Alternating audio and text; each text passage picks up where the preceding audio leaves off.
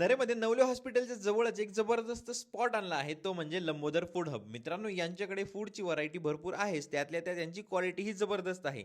1 वर्षाच्या आतच यांनी एवढं जबरदस्त मार्केट बसवलं की कस्टमर डायरेक्ट यांच्या बिर्याणीसाठी वेट करतात. आणि फक्त बिर्याणीच नाही तर यांच्याकडे पावभाजी, चायनीज, त्यातल्या त्यात मिसळ सुद्धा मिळते. म्हणजे तुम्हाला कुठेही दुसरीकडे जायची गरज पडणार नाही. इथं आले की तुम्हाला सगळंच मिळेल, त्यातल्या त्यात कोल्ड कॉफी आणि दुसऱ्याही गोष्टी मिळून जातील. यांच्या ओनरनी एक जबरदस्त गोष्ट सांगितली, ती म्हणजे की मित्रांनो, यांचं कोणतंच फूड फ्रीजमध्ये ठेवून दुसऱ्या दिवशी शिळं सर्व केलं जात नाही. आणि मेन गोष्ट म्हणजे की यांची बिर्याणी तुम्हाला कायम फ्रेशच मिळेल.